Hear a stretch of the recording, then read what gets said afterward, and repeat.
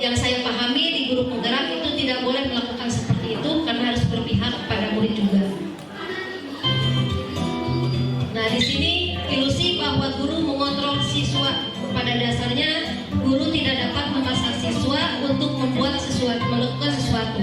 Memilih untuk tidak melakukannya walaupun guru tampaknya sedang mengontrol perilaku siswa, tetapi sebenarnya siswa sedang mengizinkan dirinya untuk dikontrol. Nah, itu yang disebut dengan ilusi bahwa guru mengontrol siswa. Selanjutnya, ilusi bahwa semua penguatan positif efektif bermanfaat, tetapi itu semua tidak benar ya. Bahwa dengan cara kita mengontrol siswa, bahwa itu adalah penguatan yang positif, padahal itu tidak sama sekali. Yang selanjutnya di sini,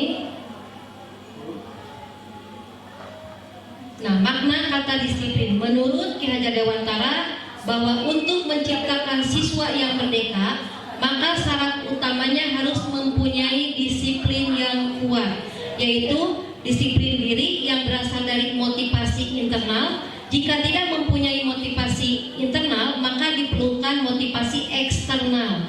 Berarti siswa tersebut kalau ingin memiliki disiplin yang kuat, berarti harus ada motivasi dari luar ataupun dari dalam untuk mendisiplinkan dirinya. Disiplin ini dapat, nah di sini ada motivasi perilaku manusia, bahwa terdapat 3 motivasi perilaku manusia menurut Diana Gosen. Yang pertama, untuk menghindari ketidaknyamanan atau hukuman. Biasanya kalau siswa kesialan dasar dihukum Bu, berarti itu bukan motivasi dari dalamnya, tetapi itu adalah motivasi karena takut hukuman. Jadi dia tidak kesiangan, bukan tanggung jawab disebutnya. Terus juga ada untuk mendapatkan imbalan atau penghargaan dari orang lain. Apabila kita ke sekolahnya hanya untuk ada imbalan, siswa mengerjakan tugas dalam paholima osok masihan permen abi teh. Nah, itu adalah mereka dibentuk siswa itu untuk tidak mandiri. Biasanya itu berarti bukan motivasi dari dalam tetapi dari luar. Terus menjadi orang yang mereka inginkan dan menghargai diri sendiri dengan nilai-nilai yang mereka percayai. Nah, di sini ada tujuan disiplin positif untuk menanamkan motivasi kepada semua siswa agar mereka menjadi orang yang mereka inginkan dan menghargai diri sendiri. Nah, ibu-ibu mungkin pernah melakukan keyakinan kelas. Keyakinan kelas ini merupakan nilai-nilai kebaikan atau prinsip yang disepakati secara universal. Dalam penerapan keyakinan, jika terjadi pelanggaran tentu ada sanksi. Hukuman merupakan identitas gagal dan disiplin merupakan identitas berhasil. Mungkin Bapak Ibu mah disebutnya keyakinan kelas teh kontrak belajar. Kalau sekarang itu harusnya ada keyakinan kelas. Kenapa harus ada keyakinan kelas? Supaya mereka itu bisa bertanggung jawab apa yang sudah disepakati oleh mereka bersama.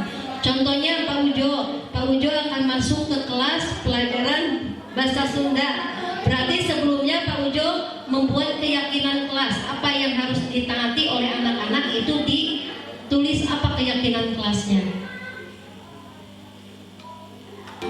Nah, di sini ada contoh untuk membuat keyakinan kelas.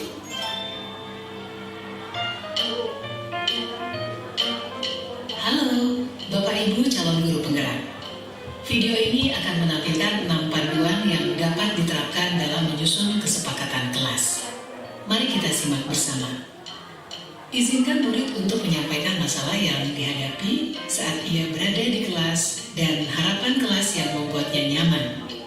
Hal ini bisa dilakukan secara individu, berkelompok, atau dari survei kelas. Seperti apa kelas impianmu? Ceritakan kelas impianmu. Bagaimana kondisi kelas, teman-temanmu, dan guru impianmu? Kelas yang seru. Bertanyalah harapan tentang kelas. Apa yang murid harapkan tentang kondisi kelas, tentang gurunya, dan teman-teman di kelas. Kemudian tulis hasil diskusi tersebut di papan atau dalam poster. Hal ini memberi kesempatan murid dilibatkan dalam mengatur kelas. Cara ini menjadi lebih efektif dibandingkan hanya memberitahukan hal apa saja yang dilarang dilakukan.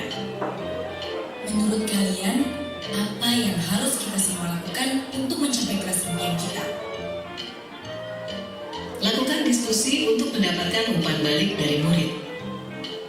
Perjelas tentang kesepakatan kelas. Penting jika kesepakatan kelas berisi aturan yang murid percaya dan bisa dilakukan, baik sebagai individu maupun dalam kelompok. Pastikan bahwa semua daftar memang diperlukan dalam proses belajar mengajar. Jika ada yang terlewati, pandu murid untuk menambahkan tujuan lain yang terlupakan atau menghapus tujuan yang tidak utama. Buatlah poster atau tabel yang menampilkan kesepakatan kelas yang disetujui di akhir. Kesepakatan kelas dibuat dapat berupa panduan tingkah laku, berupa kata yang positif. Misalnya, jangan berlari, berubah menjadi berjalan dengan hati-hati. Hindari kata jangan dan dilarang. Pada poin pertama, murid sepakat saling mendengarkan antara guru dan murid. Guru bisa menuliskan berupa gambaran tingkah laku yang diharapkan dari kesepakatan. Misalnya, kami, guru dan murid yang saling menyayangi. Buatlah penekanan pada sifat positif dalam kesepakatan kelas tersebut, yaitu saling menyayangi. Pada poin kedua, murid sepakat. Murid aktif dan semangat saat belajar. Guru bisa menuliskan berupa gambaran tingkah laku yang diharapkan dari kesepakatan. Misalnya, kami murid yang semangat belajar. Buatlah penekanan pada sifat positif dalam kesepakatan kelas tersebut, yaitu semangat. Pada poin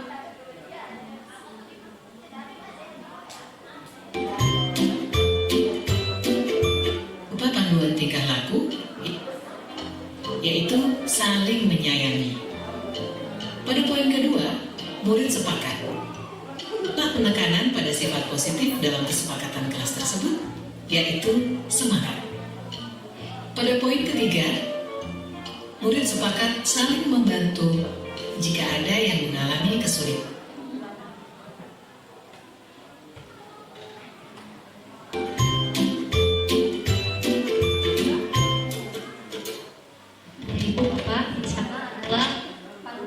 Bagaimana kita untuk membuat keyakinan kelas. Dalam keyakinan kelas itu disarankan ibu bapak itu harus membuat keyakinan kelas supaya anak-anak bisa menyepakati apa yang mereka sepakati. Di sana disebutkan kalian harus belajar dengan giat. Nah, itu adalah nilai-nilai yang kata-katanya tidak disiplin. Kalau dengan disiplin, kami murid yang semangat.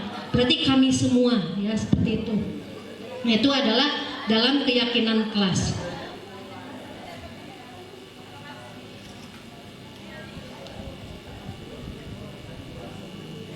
Nah, di sini dihukum oleh penghargaan. Mungkin ibu bapak pernah memberikan penghargaan kepada anak berupa penghargaannya atau berupa barang atau berupa apa saja. Nah, di sini dihukum oleh penghargaan. Yang pertama, memberikan pengaruh jangka pendek dan jangka panjang. Jika terlalu sering menggunakan penghargaan, maka orang tersebut akan bergantung pada penghargaan dan akan kehilangan motivasi internalnya. Lama-lama orang tersebut menjadi tidak menyadari tindak baik yang dilakukannya. Contohnya, si A sering terus mengerjakan tugas. Mereka diberi penghargaan sebuah uang. Berarti itu ngerjakan dikasih uang ke si ibu itu. Nah, itu berarti pemberian pengaruh jangka pendek dan jangka panjangnya. Yang kedua, penghargaan tidak efektif. Di sini penghargaan diperoleh jika melakukan hal yang diisyaratkan. Sok kalian kerjakan kayak ke ibu pasien gehu. Nah, itu adalah berarti yang diisyaratkan kepada siswa. Itu bisa menghukum mereka. Kenapa bisa menghukum mereka? Maka akan timbul rasa kecewa dan berkecil hati, dan kemungkinan di lain waktu tidak akan berusaha sekeras sebelumnya. Jadi kalau itu ada syaratnya, mereka itu berarti hanya tidak ada motivasi dari dalam, tetapi itu adalah motivasi dari luarnya. Nah, orang yang berusaha berhenti merokok bila diberi penghargaan tidak akan berhasil, ya. Kalau sok eureun kayak di pasien ieu, nah berarti malah eureun tidak ada motivasi dalam diri. Yang ketiga, penghargaan bisa merusak hubungan. Ketika seseorang diberikan penghargaan, maka akan timbul rasa iri dari orang yang tidak menyukai. Contohnya, si A diberi penghargaan, dikasih hadiah, si B tidak. Ada seseorang mungkin akan ada iri karena tidak dikasih penghargaan. Terus penghargaan bisa menghukum. Penghargaan menghukum mereka tidak mendapatkan penghargaan. Setiap orang tidak suka dikendalikan. Dalam jangka waktu lama, penghargaan akan terlihat sebagai hukuman. Jadi di sini penghargaan adalah suatu hukuman. Selanjutnya,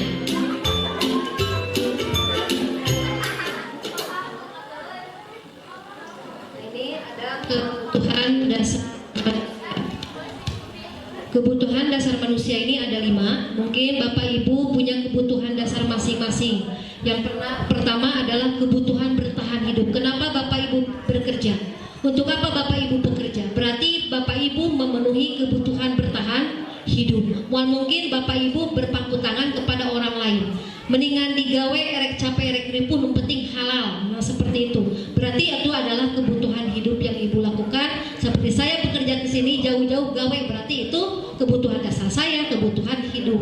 Anak-anak juga sama seperti itu. Kebutuhan hidupnya contohnya seseorang mengambil pulpen orang lain, berarti kebutuhan dasarnya itu tidak dipenuhi. Berarti kebutuhan hidupnya itu tidak ada. Selanjutnya ada kebutuhan cinta dan kasih sayang.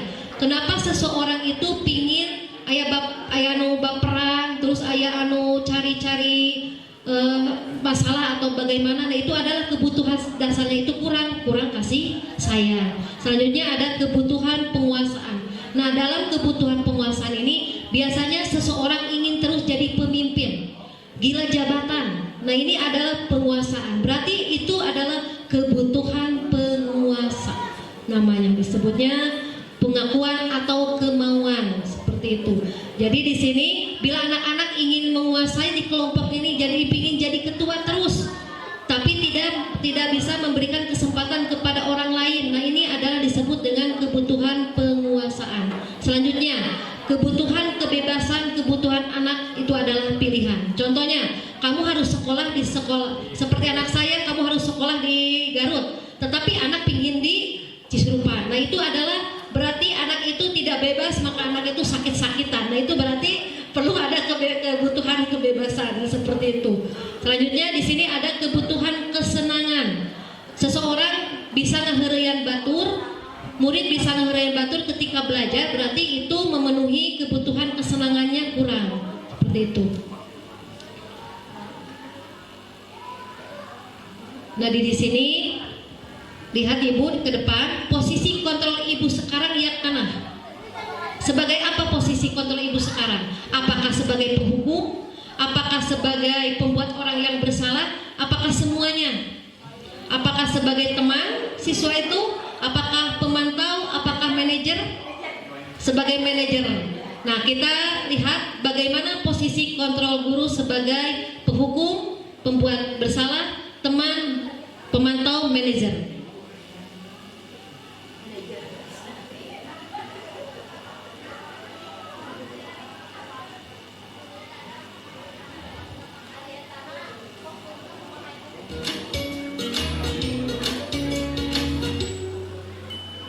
Salam bahagia Ibu dan Bapak guru hebat. Dalam penerapan disiplin positif restitusi, salah satu program yang dikembangkan adalah 5 posisi kontrol. 5 posisi kontrol dalam restitusi adalah proses perjalanan seorang pendidik agar dapat mengenali dirinya. Pada video kali ini, kita akan membahas tentang 5 posisi kontrol yang dikembangkan oleh Diane Gossen dan contoh. Nanti lain kali larinya lebih kenceng lagi ya, biar gak terlambat lagi. Bikin seneng ibu, demi ibu. Bisa kan? Bisa lah Bu. Ya sudah, sana masuk kelas. Ibu beresin urusan absen kamu. Kamu ini ada-ada saja. Dalam posisi teman, guru berbicara dengan nada suara ramah, akrab, cenderung bersenda gurau untuk menjaga suasana tetap santai. Murid akan merasa senang, aman, dan akrab dengan guru. Identitas yang tercipta adalah identitas sukses atau berhasil. Namun, perlu diingat, karena ini masih dorongan eksternal, maka ada faktor ketergantungan dari murid kepada orang tertentu.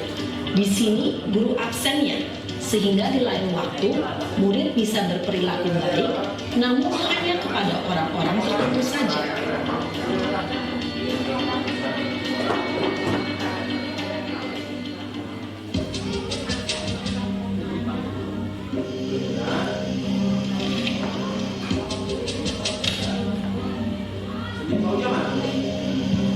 Naren,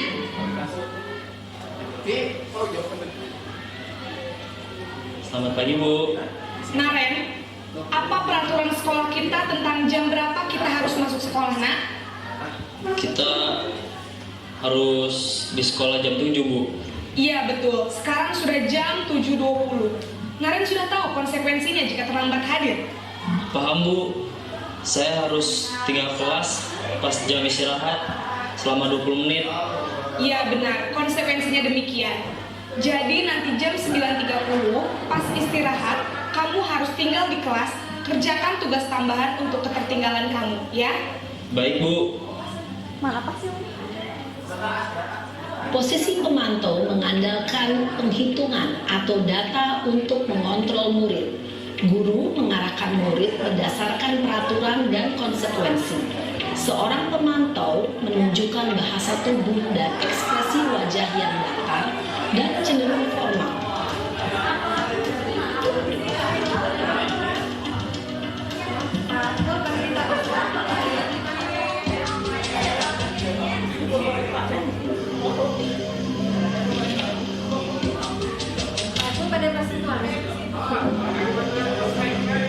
Naren!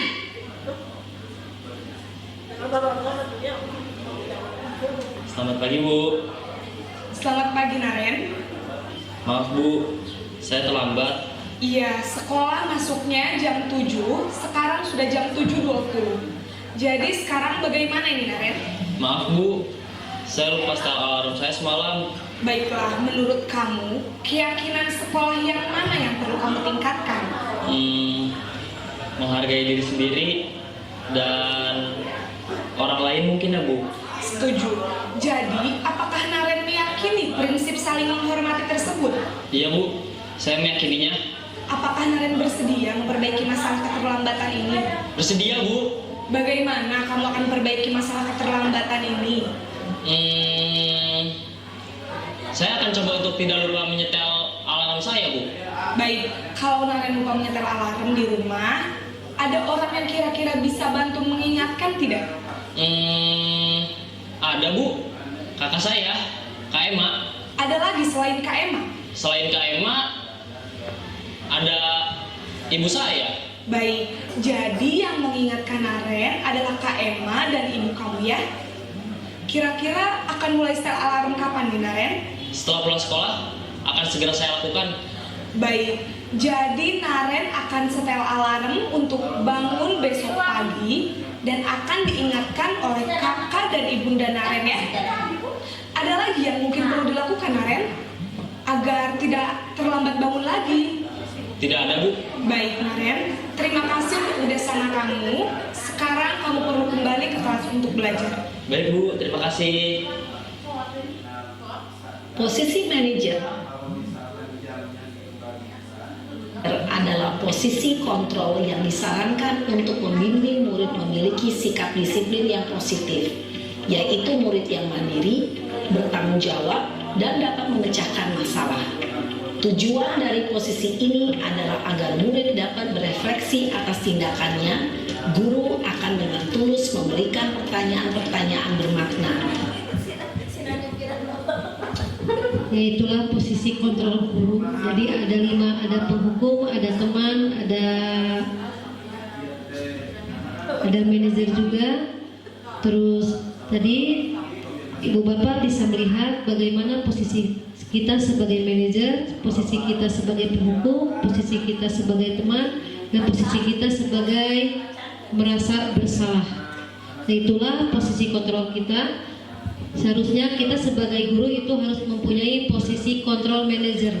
Jadi anak itu tidak merasa bersalah dan tidak merasa disalahkan juga. Jadi manajer ini mengarahkan untuk kita menuntun, mungkin ada alasan-alasan tertentu bahwa siswa tersebut bisa saja kesiangan gara-gara mengantarkan ibunya, atau jadi harus kita menerima dulu alasannya. Jangan sampai langsung menghukum bahwa kamu adalah anak yang telat, anak yang tidak mau belajar, jangan seperti itu. Nah, di sini yang selanjutnya adalah yang terakhir, ada posisi paksaan. Restitusi ini menuntut untuk melihat anak ke dalam diri. Jadi kalau seseorang anak siswa kita mempunyai kesalahan, kita lihat dulu apa permasalahannya. Mungkin ada kekurangan dasar yang mereka miliki juga. Tadi ada kebutuhan dasar manusia itu ada 5, bisa dilihat tadi. Dan di sini kita harus, restitusi ini adalah sebagai penguat, bukan sebagai hukuman untuk siswa. Dari selanjutnya, segitiga restitusi. Ketika siswa-siswi mempunyai permasalahan, maka kita harus menggunakan segitiga restitusi. Yang pertama, sisi menstabilkan identitas. Yang kedua, sisi validasi tindakan yang salah. Yang ketiga, sisi menanyakan keyakinan. Nah, di sini kita masuk pada sekolah segitiga restitusi ini. Contohnya seperti ini.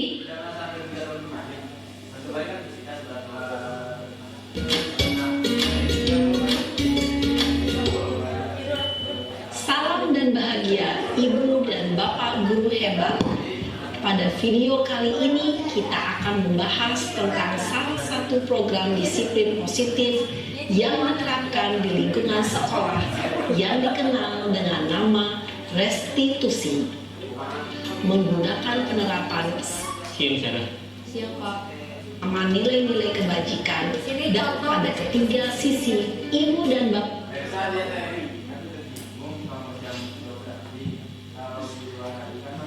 Sarah. Sudah lama gak ketemu Sarah? Kenapa hari ini ada di sini? Kesel Pak, kesel banget. Masa aku dikatain tukang fitnah Pak? Ya aku marah lah. Aku balik ngatain Eka di depan kelas. Kesel banget.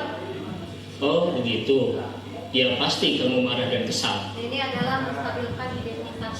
Jadi ketika siswa ada salah, mereka bisa dipanggil dan kita stabilkan identitasnya. Suruh mereka untuk curhat heula, berarti identitas masalah, lalu kita tanya kenapa. Nah, itu adalah identitas masalah. Ini contohnya. Bapak juga akan marah apabila ada yang menuduh Bapak seperti itu. Kemudian pada saat itu, Nah, ini adalah validasi tindakan yang Saya salah. langsung ngatain Eka lah Pak. Kesel banget. Saya bentak-bentak dia depan teman-teman lain. oh begitu. Pasti kamu melakukan seperti itu karena suatu alasan tertentu kan? Jadi kita tanyakan kenapa saya anak diam tersebut aja, Pak. bisa Ya saya bela diri demikian. lah. Masa saya dituduh tukang fitnah? Ya wajar lah. Mempertahankan harga diri itu sesuatu yang penting buat kamu. Untung kamu tidak bertindak lebih gegabah lagi, hanya membentak-bentak. Iya Pak.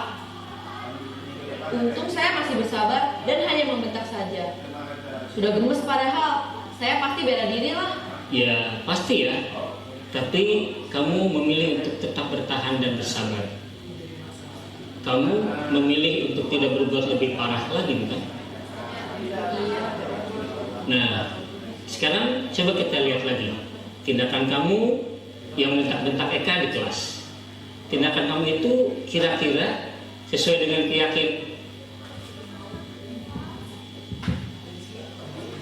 kelas atau prinsip kamu tidak? Enggak lah Pak. Capek Pak jadi pemarah. Jadi keyakinan atau prinsip mana yang kurang sesuai dengan keinginan kamu? Ya, saya sebenarnya sangat menghargai orang lain. Mungkin saat itu saya menjadi emosi. Jadi tidak menunjukkan sikap itu. Kamu meyakini tidak? Menghargai orang lain itu penting buat kamu. Yakinlah Pak. Iya, setuju. Kita harus saling menghargai. Namun ada juga keyakinan yang kita sepakati yang perlu kita jalankan apabila kita sedang marah, kan? Ya, saya bisa lebih proaktif, mulai dengan diri sendiri. Saya bisa jadi lebih bersabar, mengambil waktu jeda untuk berpikir mau apa selanjutnya. Kira-kira kamu bersedia memperbaiki masalah ini tidak? Bersedia Pak. Kalau kamu memperbaiki masalah ini, kamu akan menjadi orang seperti apa? Saya akan menjadi orang yang bertanggung jawab kali ya Pak. dan senantiasa proaktif. Iya, menurut kamu bagaimana rasanya menjadi orang seperti itu? Ya nyaman lah, bangga bisa bersabar dan menahan diri. Baiklah kalau begitu. Yuk kita pikirkan bagaimana memperbaiki masalah ini.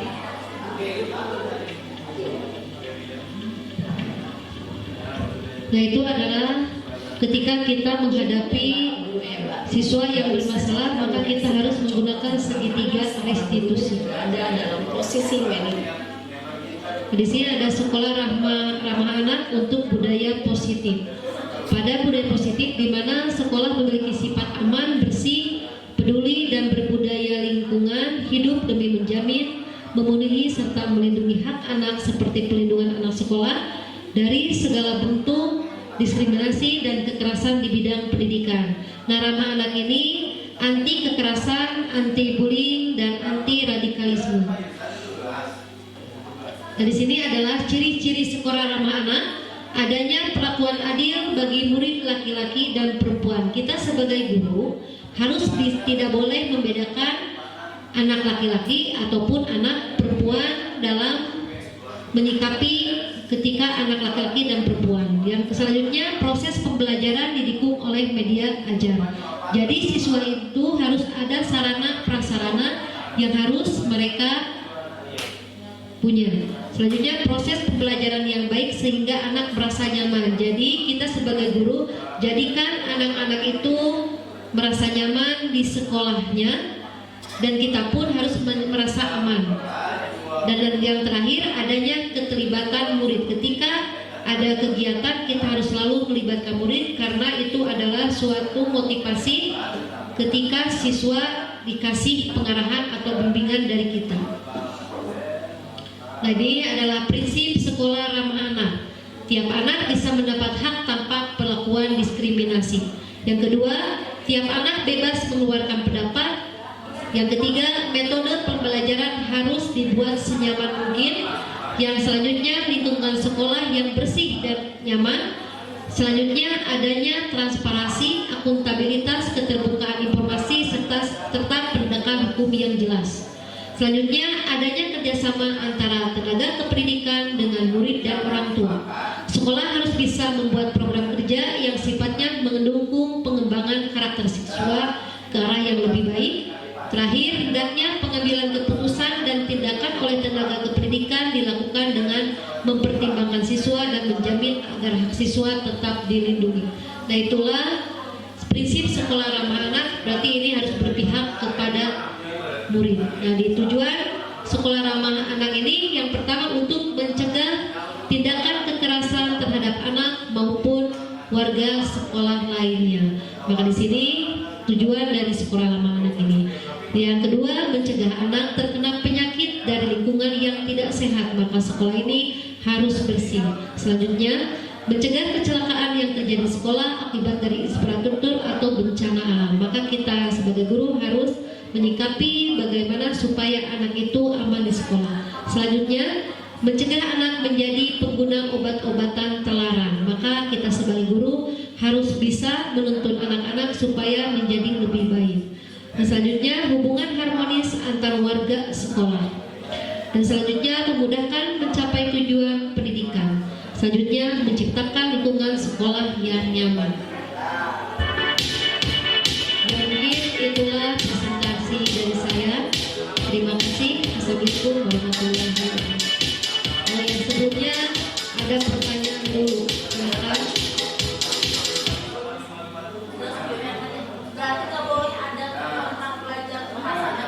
Jadi keyakinan kelas, keyakinan ada kesepakatan berarti itu satu orang, kamu keyakinan semua. Oh, jadi keyakinan kelas untuk ambil candiin keyakinan kelas.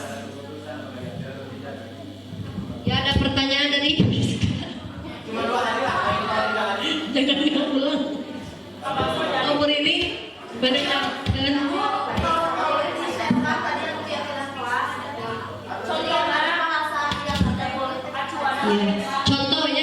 contoh keyakinan kelas yang sudah dibuat seperti anak-anak MPLS. Akhirnya kan mereka mungkin belum membuat keyakinan di aula berarti supaya teribut kumaha cara membuat keyakinan kelasna.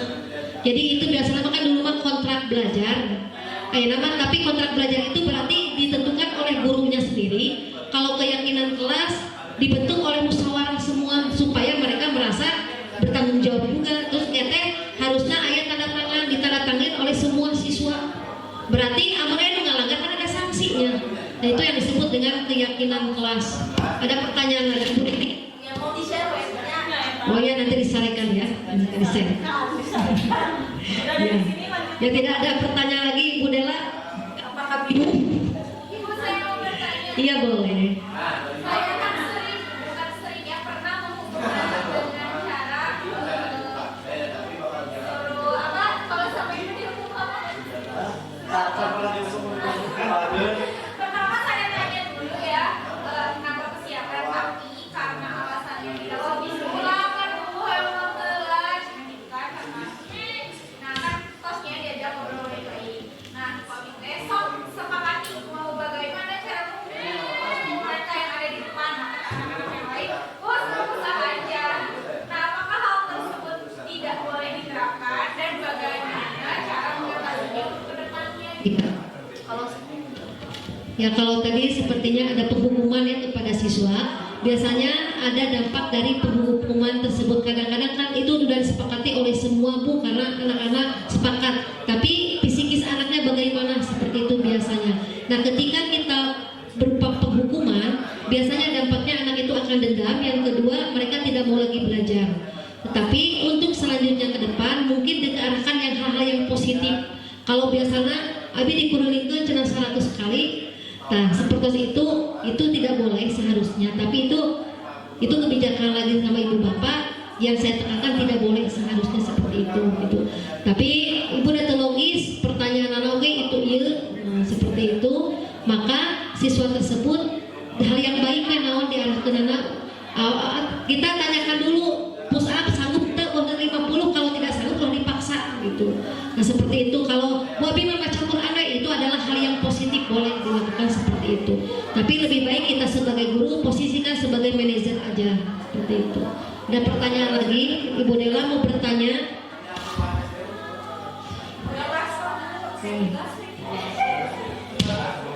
Nah, mau bertanya? Ya paham. Ya kalau paham, saya cukupkan sekian. Assalamualaikum warahmatullahi wabarakatuh.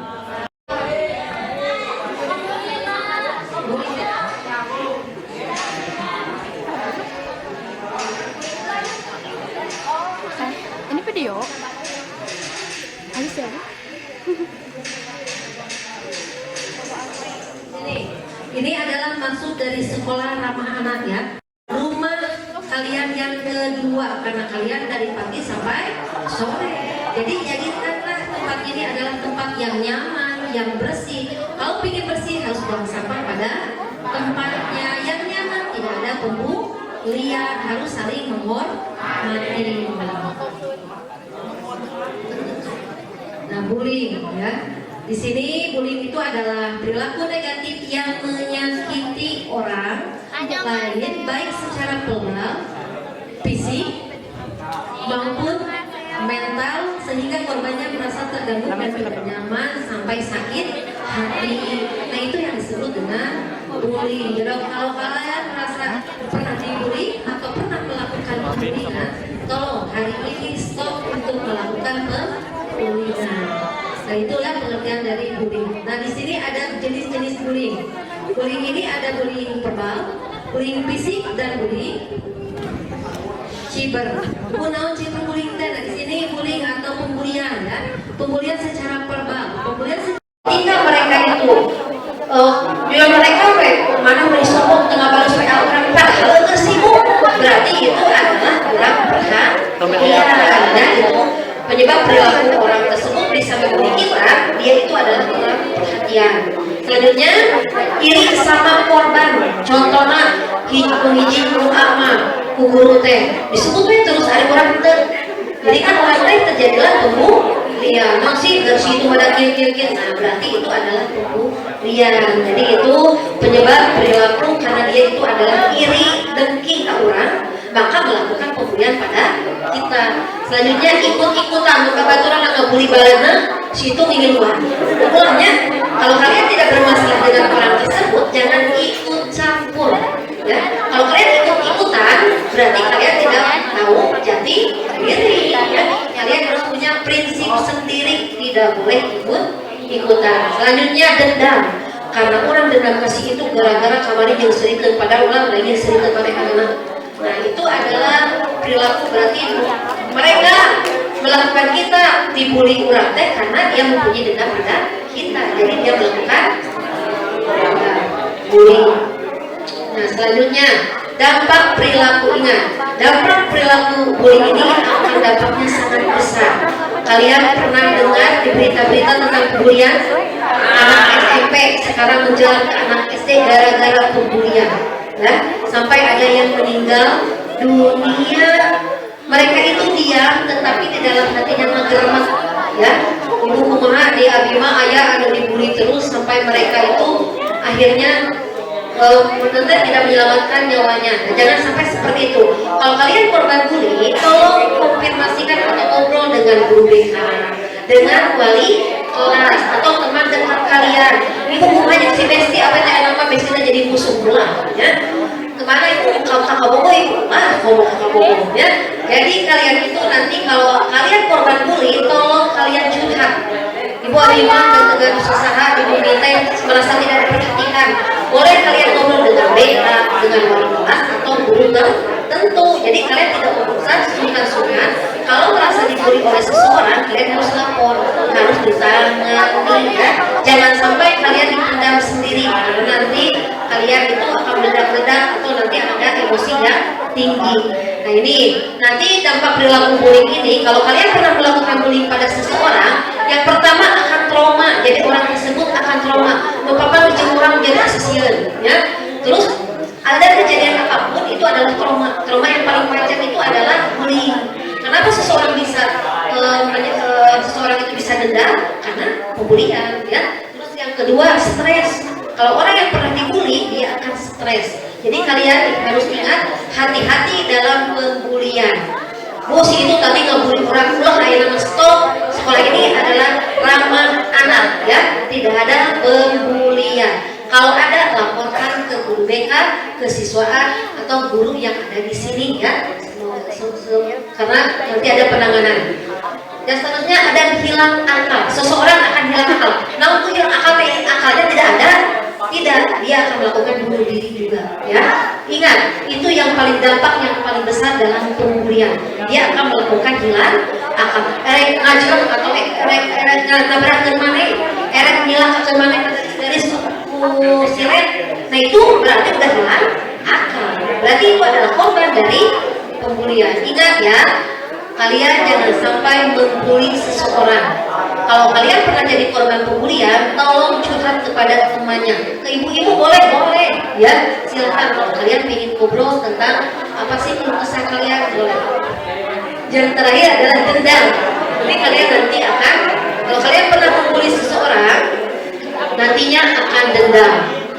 Nah selanjutnya di sini ada video kecapakan tentang pembulian. Mungkin tidak kedengaran ya. Nah di sini ada seseorang yang lagi dibully, ya, sama temannya. Jadi dia itu merasa sendiri karena saya dibully oleh sekelompok. Lihat pembulian yang dilakukan. Lihat tangan-tangannya. Dia menunjukkan pada satu anak. Lihat. Wah siapa itu? Pembulian bukan itu. Pembulian. Nah itu bersifat verbal. Apa yang dia lakukan? Gendut, aneh, begadang, bodoh. Nah berarti itu fisik yang dia lakukan, ya. Ngomong itu tekulah.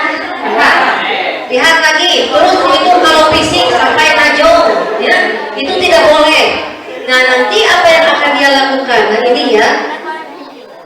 Nah tinggal. Jadi di sini orang yang melakukan pembulian, biasanya orang yang dibully itu satu orang, ya. Korbannya satu orang, pelakunya banyak. Biasanya sakit. Kerbatun ngelewat mencarikan langsung. Nah itu adalah pembulian secara verbal. Tapi karena jauh nyuncung ke berarti itu adalah fisik. Kalau lewat media sosial dari kanan berarti itu adalah siber. bullying. Nah, seperti itu ancaman, diancam. Kalian umatnya hati-hati, tidak boleh ada yang melapak di sini, ya, melapak. Ada kan orang mereka 500, 1.500, jadi tidak suka parkir, ya. Jadi tidak boleh di sini, tidak boleh ada pemalakan, pemaksaan, ya, tidak boleh diingatkan kembali, tidak boleh pembulian dan pemaksaan. Nah, dasar penyundang. Nah, ini siber ini berarti di media sosial. Kalian nyarikan segala rupa di media sosial. Berarti kalian melakukan bullying siber namanya. Nah, ini lihat, ini ancaman, dasar pecundang. Nah, di sini ya. Nah, di sini adalah ancaman aneh, bodoh. Nah, berarti itu yang dia rasakan seperti ini. Dia tidak punya percaya diri, merasa terasingkan, merasa dirinya tidak ada apa-apa. Ya, itu adalah dampak yang paling besar. Jadi kalian hati-hati. Nah, Anda tidak akan pernah merasakan sakit seseorang sampai Anda yang merasakannya. Kalau kalian ingin merasakan sakit hati, rasakan apa yang mereka rasakan. Nah, ya. Kenapa ya dia jahat sama saya? Sepertinya kamu sangat sedih, saya mengerti. Nah, ketika ada seseorang yang dibully, kalian harus dirangkul. Tidak boleh itu situ jerik atau kena ulah, ya. Tapi harus dirangkul. Nah, di sini emosi negatif harus disalurkan secara positif. Ulah suudon wae, betul ya? Kalian harus bersifat budaya positif. Tadi nah abis itu sok nyarekan si A, ayah di dia jelema nanti. Kalian biasakan minta maaf dan kalian yakin pada diri tidak akan melakukan sekali lagi, ya. Nah, dampak bullying, kurang percaya diri dan akan tertutup, terus keinginan belajar berkurang, suasana hati berubah-ubah, kadang hatinya tidak ada rasa bahagia, sedih ya, begitunya. Itu adalah dampak dari bullying. Depresi, berpotensi membuli orang lain, menyakiti diri juga, ya, bisa menyakiti diri, mempengaruhi hasil belajar. Nah, dampak bullying ini menurut kalian dahsyat tidak? Dahsyat sekali. Jadi jangan sampai kalian membuli teman sendiri, karena di sini akan membentuk sekolah ramah anak, tidak ada pembulian. Nah, itulah dampak dari pembulian. Jadi kalian ingatkan kembali, hindari kata-kata negatif, gunakan kata-kata positif. Kurang nyebutkan mana kalau berpapasan dengan guru harus apa? Biasanya say hi, ibu, halo, maksud itu karena kalian ucapkan assalamualaikum, ya. Nah, itu adalah hal-hal yang positif. Jeung babaturan kemana guys, ya. Nah, ganti dengan jangan bangsa dengan sia, ya. Itu adalah hal yang negatif. Lihat ada siber, tuh ini ada di siber. Cara mengatasi bullying. Kalau kalian pernah dibully, yang pertama berbicara pada pelaku secara perlahan-lahan. Jadi kunaon sih dinyata tapi kagak bully abi aya naon, apakah ada masalahnya kita selesaikan. Ya, harus baik ulah kieu. Abi teh naonnya abi mah kieu, jelema ulah kitu. Kita ngobrol bersama diskusikan apa yang terjadi. Cerita pada orang yang bisa dipercaya.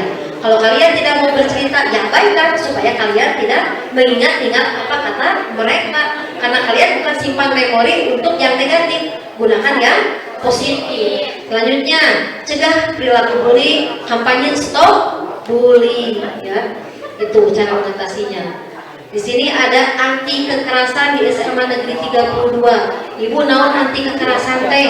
Kekerasan adalah tindakan sebagai pemuda secara sadar, kekuatan fisik atau kekuasaan baik dalam bentuk tindakan maupun ancaman terhadap individu yang dilakukan individu lain atau kelompok lain. Ada kekerasan dan kumaha? Gegelutan, kekerasan bukan? Ya, kekerasan. Jadi itu biasanya oleh fisik, yaitu adalah kekerasan. Nah, di sini bentuk dan jenis kekerasan ada kekerasan fisik, kekerasan seksual, emosional, sosial, ekonomi, cyber, dan perundungan. Ternyata perundungan itu sama dengan bully. Ya, kalau kalian yang korbannya abaikan, ya, kalian harus mengabaikannya.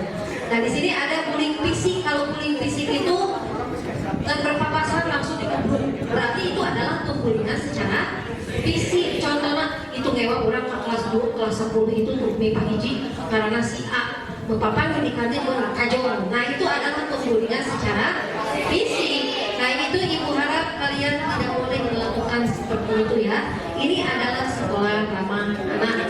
Jadi kalian harus berhati-hati melakukan pembulian. Nah yang selanjutnya ada cyberbullying. Kalian tahu cyberbullying tidak? Cyberbullying ini adalah di media sosial, nyindiran, ya, nyindiran video jika baik-baik saja di media sosial. Jika Google ismail rumah goreng segala rupa. Nah itu kalau di media, ya, terus gitu teh nyari kali di media. Nah itu berarti siber, seperti netizen ya, berarti itu adalah pembulian secara siber, berarti ada di media sosial. Selanjutnya, siapakah sasaran korban jadi bullying itu? Nah ini adalah sasaran korban bullyingnya adalah secara fisik, kepribadian dan kesalahan. Sasaran korban jadi pembulian itu dalam fisiknya. Fisiknya itu langsing, genut, anu biasa-biasa aja, pasti orang pada umumkan. Ya, nah itu adalah sasaran dari pembulian. Ayah memegang naon, dia pegang dia sapu nyeret. Nah itu berarti pembulian secara verbal. Nah itu ya. Jadi itu kepribadian. Kalau seseorang kan kepribadian seorang itu ada 3 jenis ya. Ada introvert ya. Di sini ada yang sifatnya introvert, pingin sendiri, pingin diam di rumah, tidak mau dengan siapa-siapa, hanya pingin sendiri terus. Nah itu berarti sifatnya introvert. Ada juga ingin menerima orang lain, welcome, padahal dari hati white ya. Nah itu adalah berarti kepribadian. Dan ingat bahwa kalian mempunyai beberapa kepribadian. Jadi kalian kalau punya teman kalian seperti kepribadiannya introvert, terus welcome, terus kadang itu kaya. Nah berarti itu adalah sifat-sifat kepribadian manusia. Contohnya ibu Ali masuk menyendiri, jadi hidupnya sorangan cuek, memang dia ngomongkan. Nah berarti itu mempunyai kepribadian yang berbeda. Apa bu kepribadiannya? Ada juga introvert, ada juga tidak introvert, tidak extrovertnya. Jadi itu adalah ciri-ciri dari kepribadian. Terus ada juga kesalahan. Gara-gara tadi upacara kebalik jadi orangnya dibully ke batu. Nah itu berarti sasaran dari pembulian. Itu ciri seperti itu ya. Ayeuna nuju upacara barisna terbalik gara-gara satu orang dihukum semuanya. Nah berarti itu adalah gara-gara mana orang itu dihukum? Pembulian bukan? Pembulian bukan? Pembulian. Nah itu adalah kesalahannya, berarti dibully oleh orang lain. Nah selanjutnya di sini penyebaran perilaku bullying. Penyebaran perilaku bullying ini adalah kurang perhatian. Kalau seseorang pernah membuli, ya, contohnya kalian jadi korban bully seseorang, berarti pelaku itu kurang perhatian. Jadi ingin diperhatikan oleh kita. Jadi orang cici menyalakan ke pelaku. Berarti orang tersebut adalah butuh perhatian. Ya, jadi contohnya nasi itu beli dengan pada saya orang itu sebenarnya. Padahal itu kita sibuk kenaon. Nah, ketika mereka itu dengan mereka mana beli sombong tengah balas PL orang padahal itu sibuk, berarti itu adalah kurang perhatian ya. Itu penyebab perilaku orang tersebut bisa ngebully kita, dia itu adalah kurang perhatian. Selanjutnya iri sama korban. Contohnya hiji nu aman ku guru teh disebutnya terus ada orang teh. Jadi kan orang teh terjadilah pembulian. Masih dari situ pada kir. Nah berarti itu adalah pembulian. Jadi itu penyebab perilaku karena dia itu adalah iri dengki ke orang, maka melakukan pembulian pada kita. Selanjutnya ikut-ikutan babaturan atau bully baladna situ ngigil uang. Uangnya kalau kalian tidak bermasalah dengan orang tersebut, jangan ikut campur. Ya, kalau kalian ikut-ikutan, berarti kalian tidak tahu jati diri. Ya, kalian harus punya prinsip sendiri, tidak boleh ikut-ikutan. Selanjutnya dendam. Karena orang dendam kasih itu gara-gara kemarin yang serikan pada ulang lagi serikan anak-anak. Nah itu adalah perilaku, berarti mereka melakukan kita dibully orang teh karena dia mempunyai dendam pada kita. Jadi dia melakukan bullying. Nah selanjutnya dampak perilaku. Ingat, dampak perilaku bullying ini akan dampaknya sangat besar. Kalian pernah dengar di berita-berita tentang kebulian anak SMP sekarang menjalan ke anak SD gara-gara pembulian.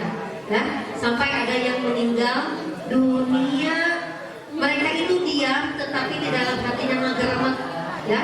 Ibu kumaha di abima ayah anu dibully terus sampai mereka itu akhirnya benar-benar tidak menyelamatkan nyawanya. Nah, jangan sampai seperti itu. Kalau kalian korban bully, tolong konfirmasikan atau ngobrol dengan guru BK, dengan wali kelas atau teman dekat kalian.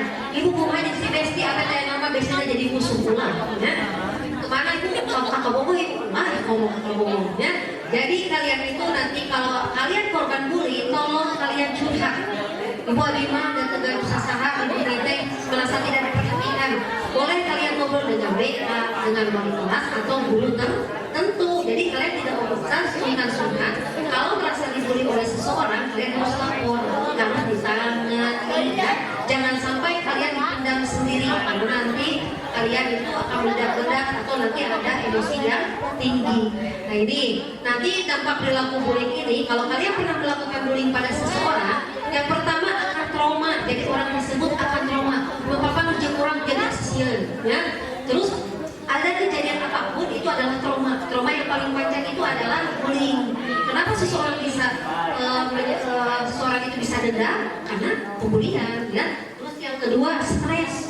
Kalau orang yang pernah dibully dia akan stres. Jadi kalian harus ingat hati-hati dalam pembulian. Bu si itu tadi ngebully orang pulang kayak nama stop. Sekolah ini adalah ramah anak, ya. Tidak ada pembulian. Kalau ada laporkan ke guru BK, kesiswaan atau guru yang ada di sini, ya. Karena nanti ada penanganan. Dan seterusnya ada hilang akal. Seseorang akan hilang akal. Namun hilang akal akalnya tidak ada. Tidak, dia akan melakukan bunuh diri juga, ya. Ingat, itu yang paling dampak, yang paling besar dalam pembulian. Dia akan melakukan hilang akal. Erek ngajrok atau erek nabrak ke mana, erek hilang ke mana dari suku silet. Nah itu berarti udah hilang akal. Berarti itu adalah korban dari pembulian. Ingat ya, kalian jangan sampai membuli seseorang. Kalau kalian pernah jadi korban pembulian, tolong curhat kepada temannya. Ke ibu-ibu boleh, ya. Silakan kalau kalian ingin ngobrol tentang apa sih keluh kesah kalian, boleh. Yang terakhir adalah dendam. Tapi kalian nanti akan, kalau kalian pernah membuli seseorang, nantinya akan dendam. Nah selanjutnya di sini ada video kecepatan tentang pembulian. Mungkin tidak kedengaran ya. Nah di sini ada seseorang yang lagi dibully, ya, sama temannya. Jadi dia itu merasa sendiri karena saya dibully oleh sekelompok. Lihat pembulian yang dilakukan. Lihat tangan kanannya. Dia menunjukkan pada satu anak. Lihat. Wah siapa mana? Wah iya mah. Pembulian bukan itu.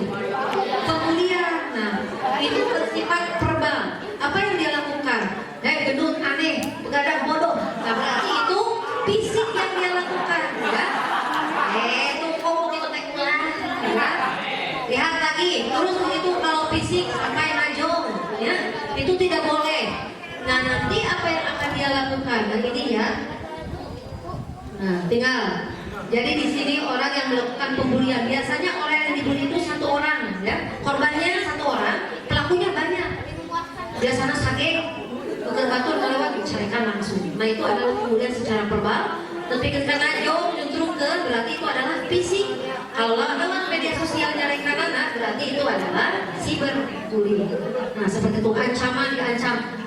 Kalian umatnya hati-hati, tidak boleh ada yang melapak di sini, ya. Melapak. Berikan orang mereka 500, 1000, 1500 dan tidak suka parkir, ya.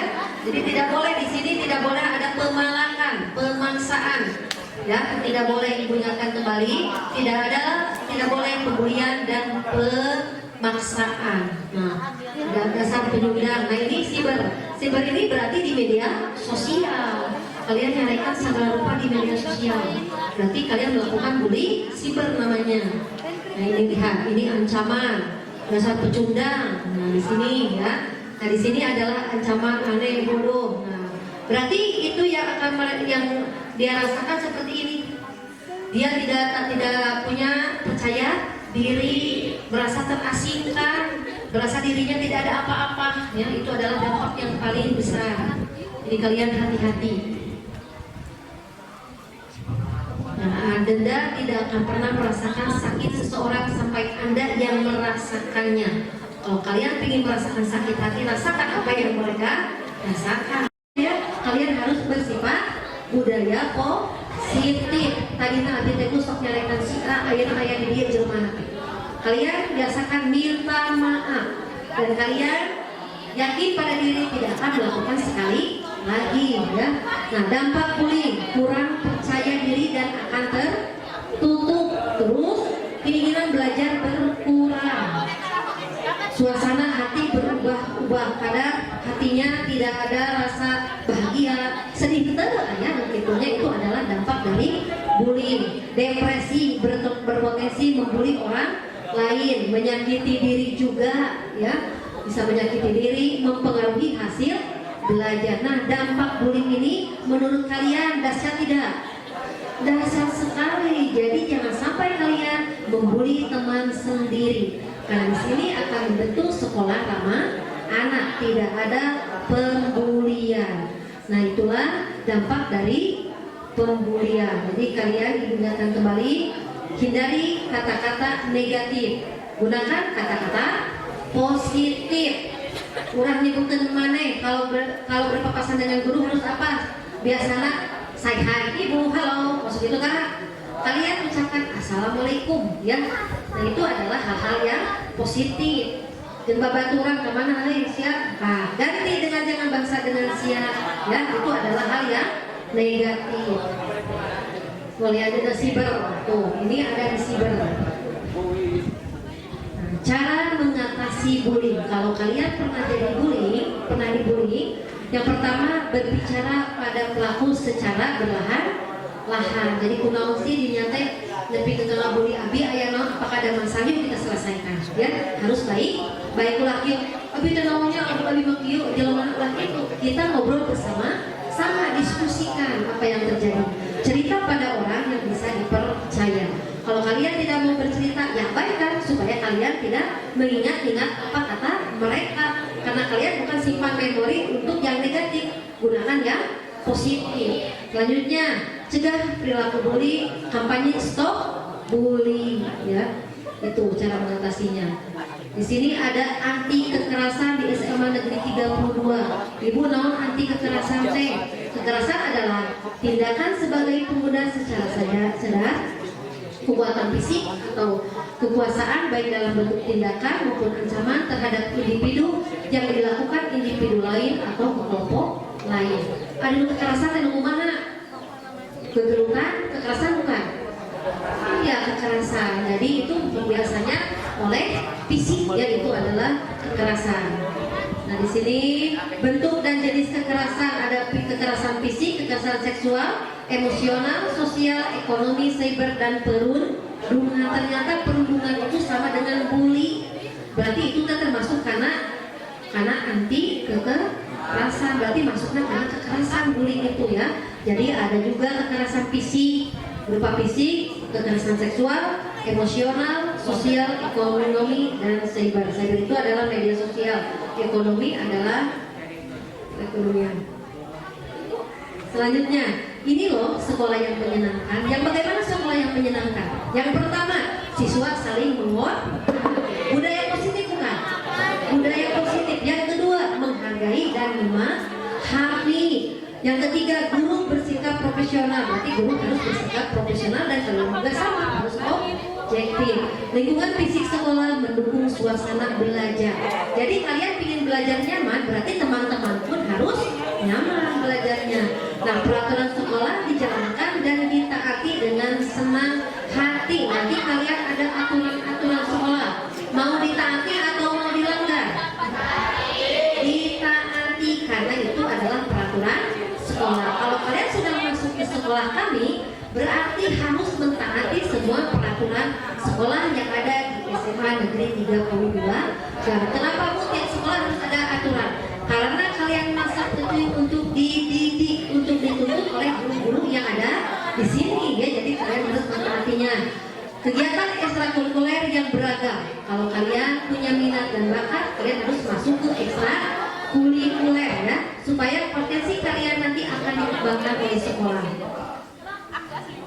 Nah, selanjutnya tunjukkan bahwa kamu dan teman-temanmu anti kekerasan dan siap menjaga lingkungan sekolah yang menyenangkan. Sekolahmu sekolah gaul yang sangat asik. Wow, sekolahmu sekolah gaul. Gaul di sini bukan sembarangan, tapi mempunyai aturan. Jadi ingat, tunjukkan bahwa kamu dan teman-temanmu akan menjaga, akan anti kekerasan dan siap menjaga lingkungan sekolah. Siap untuk menjaga lingkungan sekolah?